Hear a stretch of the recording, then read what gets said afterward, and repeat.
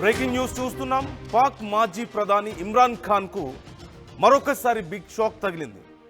ఇమ్రాన్ ఖాన్ కు మరొక 17 ఏళ్ల జైలు శిక్ష విధించింది కోర్టు. తోషఖానా అవినీతి కేసులో పాకిస్తాన్ కోర్టు శిక్షను విధించింది. ఇమ్రాన్ ఖాన్తో పాటుగా ఆయన మాజీ భార్య బుష్రా బీబీకి కూడా 17 ఏళ్ల జైలు శిక్షను విధించింది. ఈ 17 ఏళ్ల జైలు శిక్షతో పాటు 10 మిలియన్ల జరిమానాను కూడా విధించింది. 2023లో సౌదీ రాజు అందించినటువంటి తోషఖానాను ప్రభుత్వానికి అప్పగించలేదు బుష్రా బీబీ. తోషఖానా అప్పగింతలో అవినీతికి పాల్పడ్డారంటూ ఇమ్రాన్పై ఆరోపణలున్నాయి. ఈ కేసు విచారణలో ఇమ్రాన్ ఖాన్ను దోషిగా తేల్చింది ఇస్లామాబాద్ కోర్టు. ఇప్పటికే అవినీతి కేసులో ఇమ్రాన్ ఖాన్కు 3 ఏళ్ల జైలు శిక్ష మనం చూస్తున్నాం. తాజాగా మరొక అవినీతి కేసులో 17 ఏళ్లు జైలు శిక్ష విధించింది ఇస్లామాబాద్ కోర్టు. ఈ తోషఖానా గిఫ్ట్స్ విషయంలోనే పెద్ద అవినీతికి పాల్పడ్డారంటూ తెలుస్తోంది. మనందరికీ తెలిసిందే తోషఖానా గిఫ్ట్స్ అంటే ఇతర దేశాల ప్రముఖులు ఎవరైనా పాకిస్తాన్కి వచ్చినా, లేదంటే పాకిస్తాన్ ప్రధానిగా ఉన్నప్పుడు గతంలో ఇమ్రాన్ ఖాన్ ఉన్నప్పుడు వారు విదేశాలకు వెళ్ళినా సరే, ప్రముఖులు విదేశాలకు వెళ్ళినప్పుడు ఆయా దేశాలు వాళ్ళకి గిఫ్ట్స్ ఇస్తూ ఉంటాయి. అలా ఇతర దేశాలకు వెళ్ళినప్పుడు ఇచ్చే గిఫ్ట్స్ని తోషఖానా అంటారు. ఆ గిఫ్ట్స్ విషయంలో అవినీతికి పాల్పడ్డారంటూ తెలుస్తుంది. చాలా విలువైన గిఫ్ట్స్ ఉంటాయి, చాలా యాంటిక్ పీసెస్ ఇస్తూ ఉంటారు. లేదంటే దుబాయ్ లాంటి దేశాలకు వెళ్తే అక్కడ గోల్డ్ గిఫ్ట్స్ అనేవి చాలా కామన్గా ఇస్తూ ఉంటారు. అలాంటి గిఫ్ట్స్ విషయంలో చాలా గిఫ్ట్స్ని ప్రభుత్వానికి అప్పగించాలి తీసుకువచ్చి. ఒక ప్రధాని కానీ ఒక రాష్ట్రపతి కానీ ఏదైనా దేశాలకు వెళ్ళినప్పుడు అక్కడ గిఫ్ట్స్ ఇస్తే ఆ గిఫ్ట్స్ అన్ని పెట్టడానికి ఒక ప్లేస్ ఉంటుంది. ఆ గిఫ్ట్స్ అన్ని తీసుకొచ్చి అక్కడ పెడతారు. వాళ్ళు సొంతగా ఉంచుకోవడానికి ఉండదు, దాచుకోవడానికి ఉండదు. కానీ ఇమ్రాన్ ఖాన్ అతని భార్య ఈ గిఫ్ట్స్ విషయంలో అవినీతికి పాల్పడి ఆ గిఫ్ట్స్ని తామే ఉంచుకున్నారని, తామ దగ్గరే ఉంచేసుకొని ప్రభుత్వానికి ఇవ్వలేదని, ఇలా అవినీతికి పాల్పడినందుకు 17 ఏళ్ల జైలు శిక్ష, $10 మిలియన్ జరిమానాగా విధించారు. ఇప్పుడు ఇది మరొకసారి సంచలనంగా మారింది. ఇది కేవలం ఈ అవినీతికి సంబంధించిన కేసేనా అనే ప్రశ్న ఇక్కడ వస్తుంది. అయితే గతంలో కూడా బీబీ, అదే ఇమ్రాన్ ఖాన్ మొదటి భార్య బుష్రా బీబీ గతంలో అరెస్ట్ అయ్యారు ఈ అవినీతి కేసులోనే. 2024లో బెయిల్ వచ్చింది. ఆ తర్వాత మళ్ళీ 2025లో మరొక అవినీతి కేసులో మళ్ళీ అరెస్ట్ చేశారు. ఇప్పుడు మరొకసారి 17 ఏళ్ల కఠిన కారాగార శిక్షను విధించారు. అంటే ఇమ్రాన్ ఖాన్కి అలాగే బుష్రాకి. ఇమ్రాన్ ఖాన్ 2023 నుంచి కూడా జైల్లో ఉన్న విషయం మనకు తెలిసిందే. ఇలా ఇక మరొక 20 ఏళ్ల పాటు బయటికి రాలేని పరిస్థితి ఇమ్రాన్ ఖాన్, అతని భార్య కూడా. సో ఓవరాల్గా ఇక్కడ మనకి పిక్చర్ చాలా క్లియర్గా కనిపిస్తోంది. ఒక పెద్ద ప్లాన్ ఇక్కడ జరుగుతోంది అంటూ తెలుస్తోంది. ఇప్పుడు పాకిస్తాన్లో పూర్తిగా రాజకీయ పార్టీలను తొలగించాలి అనే ఆలోచనలో అక్కడి త్రివిధ దళాధిపతి ఉన్నట్లుగా సమాచారం అందుతోంది. మనందరికీ తెలిసిందే ఇమ్రాన్ ఖాన్ని జైల్లోనే ప్రాణాలు తీసే ఆలోచనలో వాళ్ళు ఉన్నారు అని మనం కొన్ని వార్తలు విన్నాం. ఇమ్రాన్ ఖాన్కి సంబంధించి హెల్త్ అప్డేట్ గురించి అతను అసలు బ్రతికున్నాడా లేదా అని పెద్ద ఎత్తున ఆందోళనలు జరగడాన్ని మనం చూసాం. ఆ తర్వాత పెద్ద ఆందోళన జరిగిన తర్వాత ఇక చేసేదేమీ లేక వాళ్ళ కుటుంబ సభ్యులకి ఇమ్రాన్ ఖాన్ని చూపించారు. కానీ ఇమ్రాన్ ఖాన్ పరిస్థితి చాలా దారుణంగా ఉంది అంటూ వాళ్ళ కుటుంబ సభ్యులు చెప్పడాన్ని మనం చూసాం. At the same time BB విషయంలో కూడా, బుష్రా బీబీ కూడా జైల్లో ఉన్న సమయంలో తన పట్ల చాలా ఇన్హ్యూమన్గా వ్యవహరిస్తున్నారు అంటూ ఇమ్రాన్ ఖాన్ ఆందోళన వ్యక్తం చేయడాన్ని మనం గతంలో చూసాం. ఇన్హ్యూమన్గా అంటే ఒక మహిళ పట్ల అమానవీయంగా వ్యవహరించడం అంటే ఏంటో అనేది ఒక్కసారి మీరే ఊహించుకోండి. తన పట్ల ఎలా వ్యవహరిస్తుంటారు. సో అలాగే ఇమ్రాన్ ఖాన్ కొడుకులు మాట్లాడుతూ కూడా మా కుటుంబాన్ని బ్రతకనివ్వరు, నా తండ్రిని బ్రతకనివ్వరు అంటూ వాళ్ళు మాట్లాడడాన్ని మనం చూసాం. సో ఓవరాల్గా ఇమ్రాన్ ఖాన్ కుటుంబం లేకుండా చేయాలి అనే కుట్ర ఇక్కడ జరుగుతోందా? అతి త్వరలో షహబాజ్ షరీఫ్ కూడా ఇలాంటి పరిస్థితి ఉండబోతోందా? అసీం మునీర్ పూర్తి స్థాయిలో పాకిస్తాన్ని హస్తగతం చేసుకోబోతున్నాడా? ఇదే అతిపెద్ద ప్రశ్న. సో ఒక్కసారి ఇప్పటి ఈ కేసుల గురించి ముందుగా మనం తెలుసుకుందాం. ఢిల్లీ ప్రతినిధి నవీన్ మనతో జాయిన్ అవుతున్నారు. నవీన్, ఇప్పుడు 17 ఏళ్ల జైలు శిక్ష విధించారు. అలాగే 10 మిలియన్ డబ్బులు కూడా పే చేయాల్సిన అవసరం ఉంది అంటూ చెప్పినట్లుగా తెలుస్తోంది. సో ఓవరాల్గా డీటెయిల్స్ ఏంటి?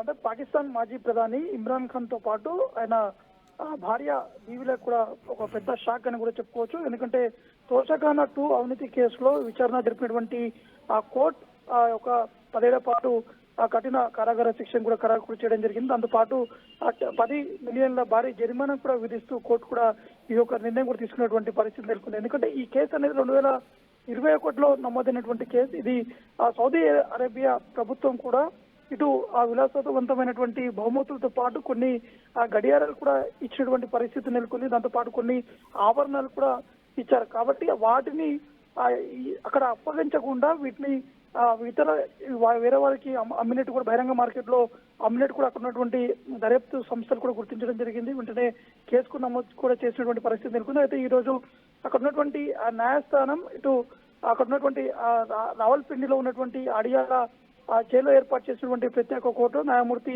ఈ యొక్క తీర్పును కూడా కొద్దిసేపటి క్రితమే వెలువరించినటువంటి పరిస్థితి నెలకొంది. అయితే ఈ కేసు సంబంధించినటువంటి విషయాలు చూసుకుంటే గతంలో ఉన్నటువంటి పరిస్థితి దాదాపు 2022లో అధికారం కోల్పోయినటువంటి ఇటు ఇమ్రాన్ ఖాన్ దాదాపు 200 పైగానే అతనిపై కేసులు కూడా నమోదుకోవడం జరిగింది. గతంలో తోషఖానా 1 కేసులో దాదాపు 14 ఏళ్ల పాటు జైలు శిక్షలో కూడా వారు అనుభవిస్తున్నారు. ఇప్పుడు 17 ఏళ్ల పాటు ఇప్పుడు మళ్ళీ జైలు శిక్ష కూడా ఇమ్రాన్ ఖాన్ తో పాటు అతని భార్య కూడా జైలు శిక్ష అనుభవించాల్సినటువంటి పరిస్థితి నెలకొంది. కానీ ఈ యొక్క తాజా తీర్పుతో ఇమ్రాన్ ఖాన్ సంబంధించినటువంటి ఆ పార్టీ అంటే PTI ఇది తీవ్రంగా ఖండిస్తుంది. ఇది ఒక న్యాయ హత్య అని చెప్పేసి కూడా ఇమ్రాన్ ఖాన్ అభిమానులతో పాటు ఇమ్రాన్ ఖాన్ పార్టీ కూడా దీన్ని తీవ్రంగా ఖండిస్తూ ఈ యొక్క ప్రకటన కూడా చేసినటువంటి ఆ పరిస్థితి నెలకొంది. ఎందుకంటే పాకిస్తాన్ లో ఉన్నటువంటి తాజా రాజకీయాలు కావచ్చు, రాబోయేటువంటి ఎన్నికల నుండి ఇమ్రాన్ ఖాన్ ని దూరం చేసేటువంటి విధంగా ఈ యొక్క ప్రయత్నం జరుగుతుంది. అక్కడ ఉన్నటువంటి ప్రభుత్వం కూడా ఈ యొక్క కుట్రలు కూడా చేస్తున్నారని చెప్పేసి కూడా ఇమ్రాన్ ఖాన్ బంధువులతో పాటు ఇమ్రాన్ ఖాన్ ఫాలోవర్స్ కూడా చెప్పడం జరుగుతుంది. Right, thank you Naveen, thanks for the details. So క్లియర్గా ఇక్కడ ఒక్కటే విషయం మనం మాట్లాడుకోవచ్చు. అక్కడ పూర్తిగా తన అధికారాన్ని హస్తగతం చేసుకునే పనిలో అసీం మునీర్ ఉన్నాడు. దానికి జరుగుతున్నటువంటి పరిణామాలు కూడా ఒక ఎగ్జాంపుల్గా మనం చూడొచ్చు. ఇది కేవలం పాకిస్తాన్లో జరుగుతున్నటువంటి డ్రామాగా మనం చూడలేము. దీని వెనక కొన్ని అగ్రదేశాల హస్తాలు ఉన్నాయనేది కూడా మనకు తెలుస్తోంది. ఎందుకంటే గతంలో జరిగినటువంటి పరిణామాలు, US పర్యటన చేయడం, అక్కడ వైట్ హౌస్కి వెళ్ళడం, ట్రంప్ చాలా గొప్ప వ్యక్తి, ఈజ్ ఎ గ్రేట్ పర్సన్ అంటూ అసీం మునీర్ని పొగడ్డం. సహజంగా ఒక సైన్యాధిపతి వెళ్ళి ప్రెసిడెంట్స్తో భేటీ అవ్వడం అనేది మనం చూడం. ఎప్పుడు కూడా మన ఆర్మీ చీఫ్లు, మన నేవీ చీఫ్లు వెళ్ళి వేరే దేశాల ప్రెసిడెంట్స్తో ఎక్కడైనా భేటీ అయ్యారా? లేదు. పూర్తి పవర్ అంతా వాళ్ళ చేతిలోనే ఉందని చెప్పడానికి ఒక ఎగ్జాంపుల్ అసీం మునీర్ వెళ్ళడం. అసీం మునీర్ ఏమన్నా మంచి ట్రాక్ రికార్డు ఉన్నటువంటి ఒక సైన్యాధికార అంటే అది కాదు. ఒక ఉగ్రవాద భావజాలం ఉన్నటువంటి వ్యక్తి. అలాంటి వ్యక్తిని తీసుకువెళ్ళి చాలా గొప్ప వ్యక్తి అంటూ పొగడ్డం, వైట్ హౌస్లో రాజమర్యాదలు చేయడం, ఒక ప్రధానులకి ప్రెసిడెంట్స్కి అయ్యేటువంటి గొప్ప గొప్ప రాజమర్యాదలు అందుకున్నాడంటే ఏం జరగబోతుంది, ఎవరి హస్తం ఉందనేది మీకు అర్థం కావడం లేదా? మరోవైపు అప్పుడే ఒక డిస్కషన్ అయిందని ఒక ఇంటర్నల్గా కొంత సమాచారం కూడా ఉంది. అంటే అప్పుడే పాకిస్తాన్ నాకు కావాలి, మీకేం కావాలంటే అది నేను చేసి పెడతానని చెప్పేసి అసీం మునీర్ చెప్పాడని, నేను డైరెక్ట్గా ఇన్వాల్వ్ అయితే బాగోదు, నీ పని నువ్వు చూసుకొని నేను సైలెంట్గా ఉంటానని చెప్పేసి ట్రంప్ చెప్పుండొచ్చు అంటూ కొన్ని వార్తలు కొన్ని మనం చూసాం. రాజకీయ వర్గాల్లో కానీ అంతర్జాతీయ స్థాయిలో వచ్చినటువంటి కొన్ని వార్తలు మనం చూసాం. ఇప్పుడు దానికి తగ్గట్లుగానే పరిణామాలు వరుసగా చకచక మారడాన్ని కూడా మనం గమనించవచ్చు. ఇమ్రాన్ ఖాన్ని జైల్లో ఉంచడం, అక్కడ ఇమ్రాన్ ఖాన్ ప్రాణాలు తీయాలని ప్రయత్నించడం, ఇమ్రాన్ ఖాన్ భార్యను కూడా ఇలాగే చేయాలని ప్రయత్నిస్తున్నారంటూ తెలుస్తోంది. బుష్రా బీబీ తన ప్రాణాలను కూడా తీసే ఆలోచనలో ఉన్నట్లుగా తెలుస్తోంది. అతి త్వరలో షహబాజ్ షరీఫ్ పరిస్థితి కూడా ఇదేనా అనే ప్రశ్న ఖచ్చితంగా ఇక్కడ ఉత్పన్నమవుతుంది. షహబాజ్ షరీఫ్కి ఇప్పటికీ అధికారాలు తగ్గిపోయాయి. సో ఫీల్డ్ మార్షల్గా ఉన్న వ్యక్తి ఏమో ఇప్పుడు త్రివిధ దళాధిపతి అయ్యాడు. అంటే ఎయిర్ ఫోర్స్, నేవీ, ఆర్మీ 3 కూడా అతని అండర్లోనే ఉంటాయి. ఇక నెక్స్ట్ ఉన్న పొజిషన్ ఏంటి? పూర్తి స్థాయిలో అంటే అక్కడ ప్రధాని స్థాయికో లేదంటే ఒక డిక్టేటర్షిప్ దిశగా వెళ్ళడమో ఏదో ఒకటి జరిగే అవకాశాలు క్లియర్గా కనిపిస్తున్నాయి. అంటే రాజకీయ నాయకులను లేకుండా చేసి, రాజకీయ పార్టీలను అక్కడ లేకుండా చేసి, పూర్తిగా అధికారాన్ని హస్తగతం చేసుకొని భారత్ మీద ప్రతీకారం తీర్చుకోవాలన్న ఆలోచనలో, భారత్ మీద దాడులు చేయాలన్న ఆలోచనలో అసీం మునీర్ ఉన్నాడా? దీనికి అమెరికా సపోర్ట్ ఉందా, ట్రంప్ సపోర్ట్? అమెరికా సపోర్ట్ అనడం కంటే కూడా ట్రంప్ సపోర్ట్ ఉందా అనే ప్రశ్న ఇక్కడ వస్తే ఖచ్చితంగా అవును అనే అనిపిస్తుంది. ఓ పక్క ఒక ఉగ్రవాద దేశానికి ఆయిల్ స్టోర్స్ మేము ఇస్తామని చెప్పడం, మరోవైపు వాళ్ళతో పెద్ద ఎత్తున అగ్రిమెంట్స్ అక్కడ మైనింగ్ చేసుకోవడానికి అమెరికా అగ్రిమెంట్స్ చేసుకోవడం మనం చూస్తూనే ఉన్నాం. వీటన్నిటితో పాటు వాళ్ళకి ఆయుధాలు ఇవ్వడం లేదంటే లోన్స్ ఇవ్వడం కూడా మనం చూస్తూనే ఉన్నాం. ఫండ్స్ పెద్ద ఎత్తున పాకిస్తాన్కి ఇస్తూ ఉన్నారు. అంటే ఒక ఉగ్రవాద దేశాన్ని పెంచి పోషిస్తున్నారు. ఒక ఉగ్రవాద నాయకుడిని, ఒక ఉగ్రవాదిని అక్కడ త్రివిధ దళాలకు అధిపతి చేశారు. ఎందుకు ఉగ్రవాది అంటున్నామంటే అసీం మునీర్ వచ్చిన తర్వాత వరుసగా భారతదేశం మీద దాడులు జరుగుతూ ఉన్నాయి. మరోవైపు అదే అసీం మునీర్ అమెరికాలో కూర్చొని, అమెరికా గడ్డ మీద కూర్చొని భారతదేశాన్ని మేము లేపేస్తామని చెప్పి మాట్లాడితే అమెరికా రెస్పాండ్ అవ్వదు. పాకిస్తాన్లో కూర్చొని ఏం మాట్లాడుకున్నా అది వేరు, కానీ అమెరికా గడ్డ మీద కూర్చొని మాట్లాడితే అమెరికా ఏం మాట్లాడదా? మేమే నాశనం అయ్యే స్థాయికి వస్తే సగం ప్రపంచాన్ని మేము నాశనం చేస్తాం, మాతో పాటు తీసుకెళ్ళిపోతాం అని అసీం మునీర్ మాట్లాడితే దాని గురించి అమెరికా మాట్లాడదా? ఇలా మాట్లాడడం తప్పని చెప్పదా? ఒక ఉగ్రవాది తప్ప ఇలా ఎవరు మాట్లాడగలుగుతారు? నేను పోయే స్టేజ్ వస్తే నాతో పాటు సగం ప్రపంచాన్ని తీసుకుపోతానంటే అది ఒక సాధారణ నాయకుడు మాట్లాడే మాటలేనా? సో ఇక్కడ ఓవరాల్గా మనం చూస్తున్నాం ఏం జరుగుతుంది, ఎటువైపు వెళ్తున్నాయి పరిణామాలు అనేది. మరోవైపు బుష్రా బీబీని చాలా అమానవీయంగా ట్రీట్ చేస్తున్నారంటే ఇమ్రాన్ ఖాన్ చెప్తున్నారు. తన మీద అనేక రకాల దాడులు జరుగుతున్నాయి అంటున్నారు. ఏ దాడులు అనేది మనం ఎలా చెప్పగలాలి? అమానవీయ దాడులు అనే మాటని ఇమ్రాన్ ఖాన్ గతంలో వాడాడు. ఇన్హ్యూమన్ అని వాడాడు. అంటే ఎంత అమానవీయమైన దాడులు అంటే ఒక మహిళ మీద ఎలాంటి దాడులు జరుగుతుండొచ్చు, ఎలాంటి ట్రీట్మెంట్ తనకు ఉండుండొచ్చు. ఇమ్రాన్ ఖాన్కే చాలా దారుణమైనటువంటి ట్రీట్మెంట్ ఇస్తున్నారంటూ మనం విన్నాం చాలా సందర్భాల్లో.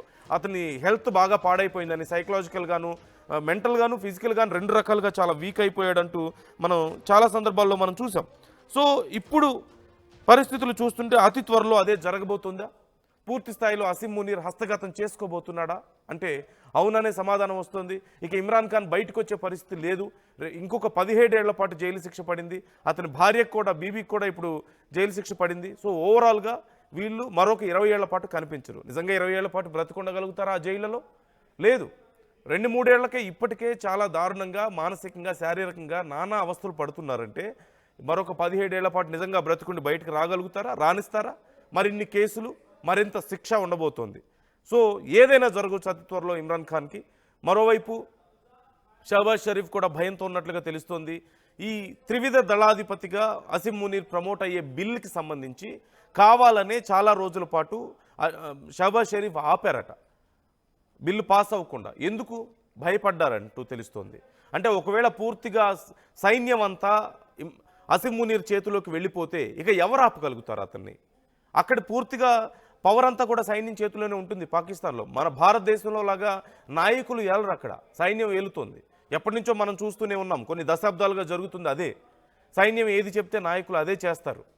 సో ఇప్పుడు కూడా అదే జరుగుతుంది. కొద్దిగా పాకిస్తాన్ పూర్తిగా ఒక ఉగ్రవాది చేతుల్లోకి వెళ్తుంది, ఒక ఉగ్రవాద నాయకుడి చేతుల్లోకి వెళ్తుంది. చరిత్ర సృష్టించినోడు ఇప్పుడు ఆ చరిత్రని తిరగరాయబోతున్నాడు. అబద్ధాల గోడల్ని బద్దలు కొట్టి నిజాలను రాగా మీ ముందుంచబోతున్నాడు. నిజమైన వార్తల కోసం వెంటనే డౌన్లోడ్ చేసుకోండి రా యాప్ని.